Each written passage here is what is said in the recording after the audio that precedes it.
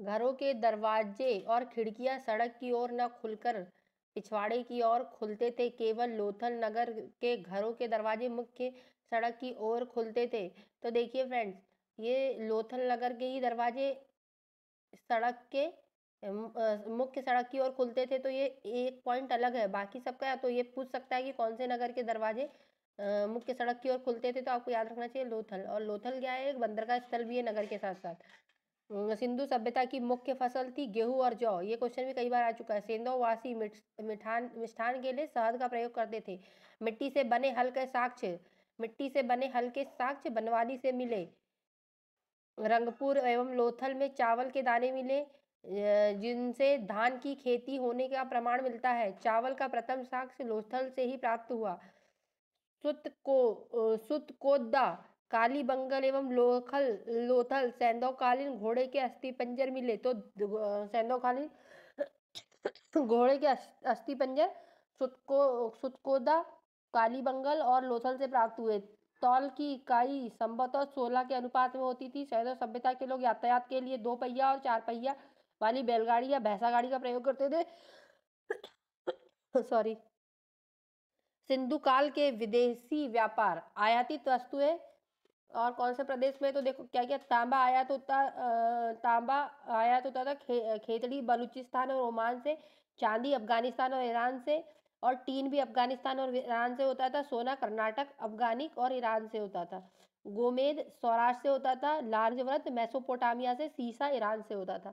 ये भी याद कर लीजिए, कई बार पूछ सकता है कि कौन सी वस्तु कहाँ से आयात होती थी। मोहनजोदाड़ो से प्राप्त स्नानागार संभवतः सेंधो सभ्यता के सबसे बड़ी इमारत है। ये क्वेश्चन भी कई बार पूछा गया है कि सेंधो सभ्यता की सबसे बड़ी इमारत कौन सी है। तो उसका आंसर होगा मोहनजोदाड़ो से प्राप्त स्नानागार। जिसके मध्य स्थित स्नान कुंड है 11.88 मीटर लंबा और 7.01 मीटर चौड़ा तथा 2.43 मीटर गहरा है। अग्निकुंड यज्ञ वेदी लोथल एवं कालीबंगा से प्राप्त हुए। यह भी कई बार पूछा गया है कि अग्निकुंड कहाँ से प्राप्त हुआ। तो आप उसका आंसर होगा लोथल और कालीबंगा। मोहनजोदाड़ो से प्राप्त एक सील पर 3 मुख वाले देवता पशुपति की मूर्ति मिली है। इसमें चारों ओर हाथी, गेंडा, चीता और भैंसा विराजमान है। यह क्वेश्चन भी कई बार पूछा गया है कि 3 मुख वाले देवता पशुपति की मूर्ति कहाँ से प्राप्त हुई। तो मोहनजोदाड़ो में एक सील से प्राप्त हुई। मोहनजोदाड़ो में नर्तकी की एक कांस्य मूर्ति भी मिली है। यह क्वेश्चन भी कई बार पूछा गया है, इसको भी अंडरलाइन करके याद कर लीजिएगा। हड़प्पा की मोहरों पर सबसे अधिक एक नृगी पशु का अंकन मिला है। यहाँ से प्राप्त एक आयताकार मोहर में स्त्री के गर्भ से निकला एक पौधा दिखाया गया है। मन के बनाने का कारखाना लोथल और चौहदड़ों में मिला है। ये क्वेश्चन भी कई बार पूछा गया, इसे भी आप अंडरलाइन कर लीजिएगा और याद कर लीजिएगा। और यह क्वेश्चन भी बहुत बार पूछा है कि सिंधु सभ्यता की लिपि क्या थी। तो वह भाव चित्रात्मक लिपि थी। यह लिपि दाई से बाई ओर लिखी जाती थी। जब अभिलेख एक से अधिक पंक्तियों में होता था तो पहली पंक्ति दाई से बाई और दूसरी पंक्ति बाई से दाई ओर लिखी जाती थी। नोट, लेखन कला की उचित प्रणाली विकसित करने वाली पहली सभ्यता सुमेरिया की सभ्यता थी। यह क्वेश्चन भी कई बार पूछा गया है। और आप एक बात और याद कर लीजिए कि लूसेंट में जितने भी रेड बॉक्स के अंदर नोट डले हुए, इसे तो बहुत ध्यान से पढ़िएगा। इससे क्वेश्चन हमेशा आते हैं कि लेखन कला की उचित प्रणाली विकसित करने वाली पहली सभ्यता सुमेरिया की सभ्यता थी। सिंधु सभ्यता के लोगों ने नगरों तथा घरों के विन्यास के लिए ग्रिड पद्धति अपनाई थी। यह क्वेश्चन भी बहुत इंपॉर्टेंट है कि ग्रिड पद्धति कौन सी सभ्यता से संबंधित है। सिंधु सभ्यता के लिए काय के लिए है, तो यह नगरों और घरों के विन्यास के लिए। मेसोपोटामिया के अभिलेख में वर्णित मेहुला शब्द का अभिप्राय सिंधु सभ्यता है। कई बार यह भी पूछा जा सकता है मेहुला का संबंध काय से है।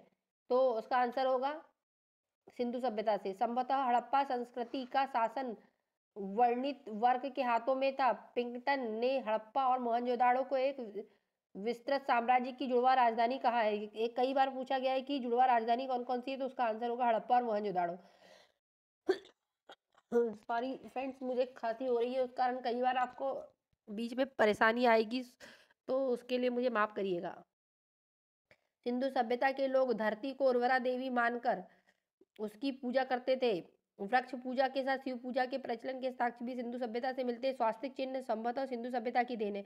यह क्वेश्चन भी पूछा गया है कि स्वास्तिक चिन्ह कौन सी सभ्यता से संबंधित है, तो वह हड़प्पा सभ्यता से संबंधित है। इस चिन्ह में सूर्योपासना का अनुमान लगाया जाता है। सिंधु घाटी के नगरों में किसी भी मंदिर के अवशेष नहीं प्राप्त हुए। सिंधु सभ्यता में मातृ देवी की उपासना सर्वाधिक प्रचलित है। पशुओं में कुबड़ वाला सांड इस सभ्यता के लोगों के लिए विशेष पूजनीय था। स्त्री मृण मूर्तियां, मिट्टी की मूर्तियां अधिक मिलने से ऐसा अनुमान लगाया जाता है कि सेंधो सभ्यता मात्र सत्तात्मक थी। सेंधोवासी सूती और ऊनी वस्त्र का प्रयोग करते थे। मनोरंजन के लिए सेंधोवासी मछली पकड़ना, शिकार करना, पशु पक्षियों को आपस में लड़ाना, चौपड़ तथा पासा खेलना आदि साधनों का प्रयोग करते। सिंधु सभ्यता के लोग काले रंग के डिजाइन किए हुए लाल मिट्टी के बर्तन बनाते थे। सिंधु घाटी के लोग तलवार से परिचित नहीं थे। कालीबंगा एकमात्र हड़प्पाकालीन स्थल है जिसका निचला शहर सामान्य लोगों के रहने के लिए और किले से घिरा हुआ था। कालीबंगा का अर्थ है काली चूड़िया। ये क्वेश्चन भी कई बार पूछा है, कालीबंगा का क्या अर्थ है, तो है काली चूड़िया। यहाँ से पूर्व हड़प्पा स्तरों सॉरी के खेत जोते जाने और अग्नि पूजा की प्रथा के प्रमाण मिले हैं। पर्दा प्रथा तथा वैश्यावृत्ति सिंधु सभ्यता में प्रचलित थी। शवों को जलाने और गाड़ने दोनों प्रथाएं प्रचलित थी। हड़प्पा में शवों को दफनाने जबकि मोहनजोदाड़ो में जलाने की प्रथा थी विद्यमान थी। लोथल और कालीबंगा में युग्म समाधियां मिली। यह क्वेश्चन भी कई बार पूछा है कि युग्म समाधियां से संबंधित स्थल कौन से सिंधु सभ्यता के, तो वह लोथल और कालीबंगा है। सिंधु सभ्यता में विनाश संभवतः सबसे प्रभावी कारण बाढ़ माना गया है। यह भी बहुत बार आया है कि सिंधु सभ्यता का विनाश किससे हुआ, तो बाढ़ के कारण हुआ। ये याद रख लीजिएगा, अंडरलाइन कर लीजिएगा। आग से में पकी हुई मिट्टी को टेराकोटा कहते हैं। तो ये भी पूछा जाता है कि टेराकोटा किसे कहते हैं, तो आग में पकी हुई मिट्टी को।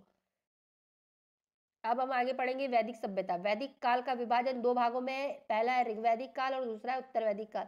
ऋग्वैदिक काल 1500 से 1000 ईस्वी पूर्व है और उत्तर वैदिक काल 1000 से 600 ईसा पूर्व में किया गया है। आर्य सर्वप्रथम पंजाब और अफगानिस्तान में बसे। यह क्वेश्चन भी कई बार पूछा है कि आर्य सर्वप्रथम कहाँ बसे, तो सर्वप्रथम पंजाब और फिर अफगानिस्तान में बसे। मैक्स मूलर ने आर्यों का मूल निवास स्थान मध्य एशिया को माना। यह भी क्वेश्चन कई बार पूछा गया। जो क्वेश्चन मैं बोल रही हूँ कि कई बार पूछा गया, तो इसे तो आप अंडरलाइन करके याद ही कर लीजिएगा। और जो भी लूसेंट में रेड कलर से लिखा गया है, ये बहुत इंपॉर्टेंट चीज होती है, तो इसको आप याद कर लीजिए। इससे हर पेपर में क्वेश्चन आते हैं।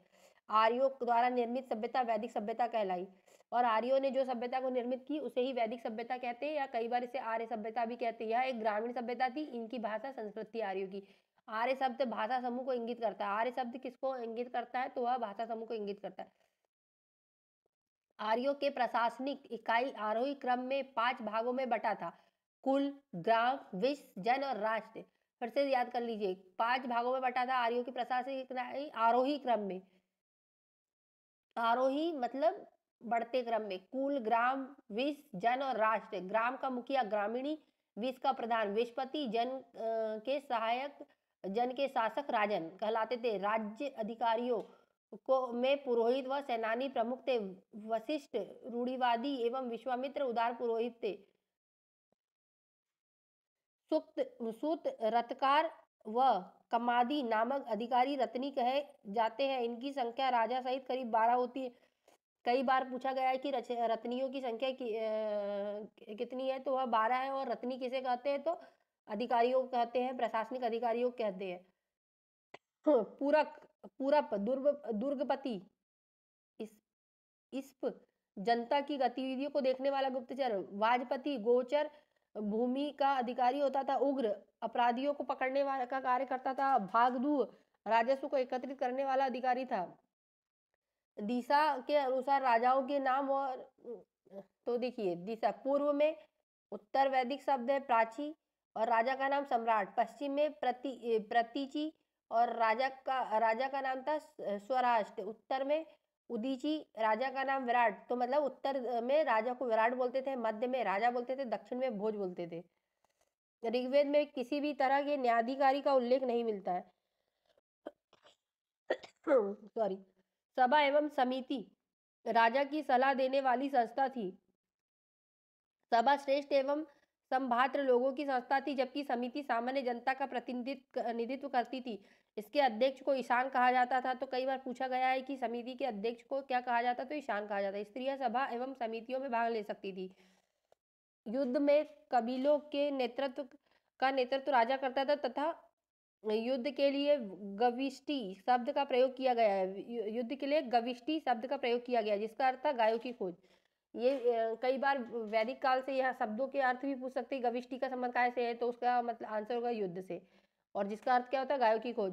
10 राज्य युद्ध का उल्लेख ऋग्वेद के 7वें मंडल में। ये इंपॉर्टेंट है क्योंकि अपने सिलेबस में एमपीपीएससी 2024 के जो न्यू सिलेबस है इसमें वेद के बारे में पूछा गया है। तो ये भी पूछा जा सकता है कि ऋग्वेद के 7वें मंडल में इसका उल्लेख है, तो दशराज युद्ध का, या फिर ये पूछ सकते हैं दशराज युद्ध का उल्लेख ऋग्वेद के कौन से मंडल में मिलता है, तो वह 7वें मंडल में। यह युद्ध पुरुषणी रावी नदी के तट पर सुदास एवं 10 जनों के बीच लड़ा गया था। यह भी पूछा जा सकता है, जिसे सुदास विजय हुआ था। अब देखिए, उपनिषदों की कुल संख्या 108 है, महापुराणों की संख्या 18 है, वेदांत की संख्या 6 है।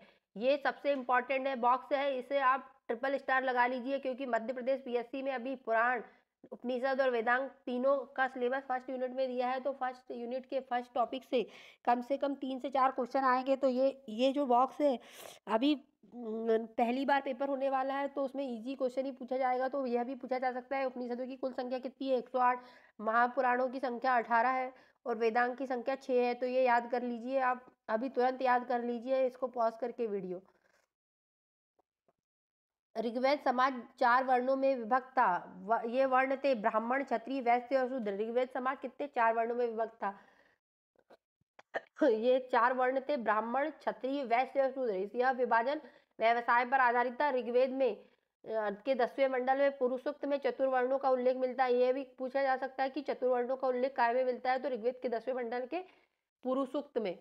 तो यह भी बहुत इंपॉर्टेंट लाइन है, इस लाइन को भी अंडरलाइन कर लीजिए और 3 स्टार लगा लीजिए और याद कर लीजिए। इसमें कहा गया है कि ब्राह्मण परम पुरुष के मुख से, क्षत्रिय उनकी भुजाओं से, वैश्य उनकी जंघाओं से एवं शूद्र उनके पैरों से उत्पन्न हुए हैं। आर्यों का समाज पितृ प्रधान था। इससे पहले हम सिंधु घाटी सभ्यता पढ़े, तो उसमें आपने देखा कि आर्यों का समाज मात्र सत्तात्मक था, लेकिन सिंधु घाटी की सभ्यता का समाज मात्र सत्तात्मक था, लेकिन आर्यों का समाज पितृ सत्तात्मक है। इन दोनों में एक अंतर यह हो गया। कई बार ऐसा क्वेश्चन भी आ सकता है मेंस के लिए कि सिंधु घाटी सभ्यता और वैदिक सभ्यता में अंतर बताइए। तो एक पॉइंट होगा कि समाज कैसा था, सिंधु घाटी का मात्र सत्तात्मक और आर्यों का समाज था पितृ सत्तात्मक। समाज के सबसे छोटी इकाई परिवार या कुल थी, जिसका मुखिया पिता होता था, जिसे कुल कहा जाता था, कुलप कहा जाता था। कई बार यह भी पूछा जाता है शब्दों के अर्थ की, इसका मतलब जिसका पिता को क्या बोलते हैं, या छोटी परिवार की कुल को क्या बोलते हैं, कुल का मुखिया को क्या बोलते हैं, तो कुलप कहते हैं। स्त्रियां इस काल में अपने पति के साथ यज्ञ कार्य में भाग लेती थी। कई बार यह भी पूछा जा सकता है कि यज्ञ कार्य में स्त्रियां अपने पति के साथ कौन से काल में भाग लेती थी, तो ये उत्तर वैदिक काल में, आर्य संस्कृति के समय। बाल विवाह और पदाप्रथा का प्रचलन नहीं था। विधवा को अपने मृतक पति के छोटे भाई देवर से विवाह कर सकती थी। स्त्रियां शिक्षा ग्रहण करती थी। ऋग्वेद में लोपामुद्रा, घोषा, सिकला, अपला, विश्वास जैसी विदुषी स्त्रियों का वर्णन मिला है। कई बार ये क्वेश्चन भी पूछा गया है कि ऋग्वेद में कौन सी स्त्री का वर्णन नहीं मिला है, तो आप ये नाम भी याद कर लीजिए 3 स्टार लगा के। लोपामुद्रा, घोषा, सिकता, आपला एवं विश्वास। गार्गी ने यज्ञवल्क्य को वाद विवाद की चुनौती दी थी।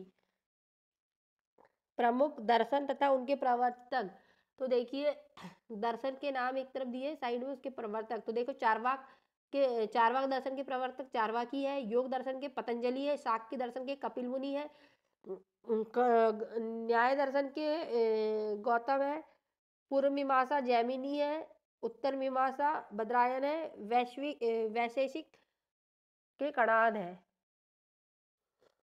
जीवन भर अविवाहित रहने वाली महिलाओं को अमाजू कहा जाता था। यह क्वेश्चन भी इंपॉर्टेंट है कि आपको क्वेश्चन में दे दिया जाएगा कि अमाजू किसे कहते हैं, तो जीवन भर अविवाहित रहने वाली महिलाओं को।